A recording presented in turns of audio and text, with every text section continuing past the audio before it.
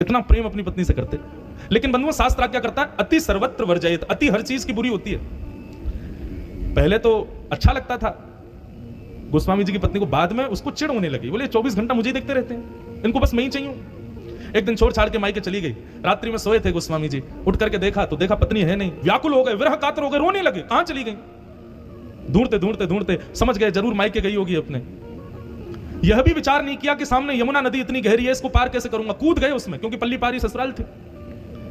शव बहता हुआ आया, यह भी विचार नहीं किया कि मरा हुआ शव है, इसका सम्मान करूं। उसी को नाव बना के बह गए। जैसे तैसे गिरते पड़ते अपने ससुराल पहुंचे।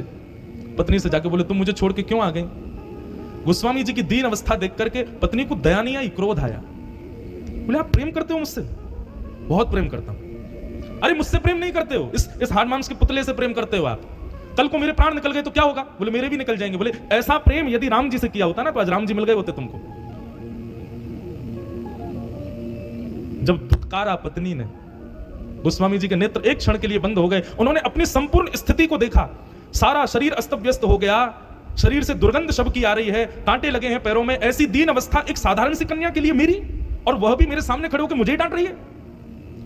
निश्चित है कि यह अवस्था यदि राम जी के लिए हुई होती, इतना व्याकुल, इतनी तड़प राम जी से मिलने के लिए हुई होती, तो निश्चित राम जी मिल गए होते। और बस उसी क्षण गोस्वामी जी निकल गए। और चित्रकूट के घाट पर भई संतन की भीड़, तुलसीदास चंदन घिसे तिलक तिलक करें रघुवीर। राम जी से मिले।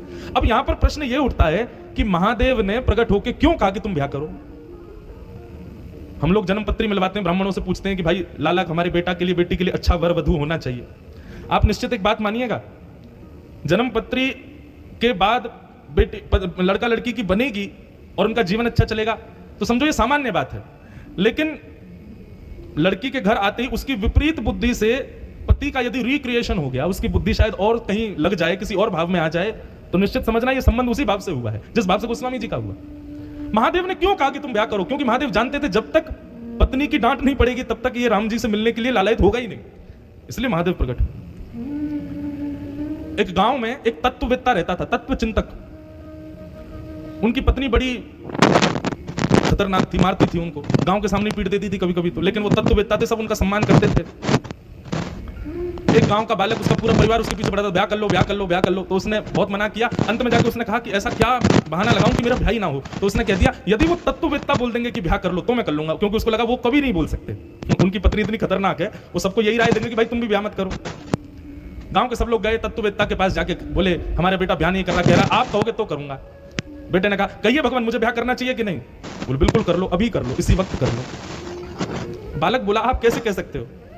आप तो खुद दूध के जले हो, छाछ फूंक फूंक के पीनी चाहिए और दूसरों को भी बोलना चाहिए ऐसा ही कि फूंक फूंक के पियो, जल ना जाओ। लेकिन आप तो मुझे खुद जलाने के लिए ही आज्ञा दे रहे हो। आप कह रहे हो ब्याह कर लूं। अरे नहीं, आप जैसी पत्नी मेरी आ गई तो तत्ववेत्ता बोले देखो तुम्हारे मन के अनुरूप पत्नी आ गई तो बढ़िया, खुशी खुशी जीना। और यदि विपरीत बुद्धि वाली पत्नी आ गई तो एक की जगह दो तत्ववेत्ता हो जाएंगे एक ही गांव में, तुम भी तत्व चिंतक बन जाओगे। मैं तत्व चिंतक बना हूं किस लिए? क्योंकि मेरी पत्नी विपरीत है। एक बार कनाडा में कथा कर रहा था मैं, तो वहां एक माता जी आई। माता जी तो नहीं थी, थोड़ी युवाई थी, लेकिन ब्याह नया ही हुआ था उनका। बोली महाराज जी मैंने इतने सोमवार व्रत किए, मैंने शंकर जी को इतना दूध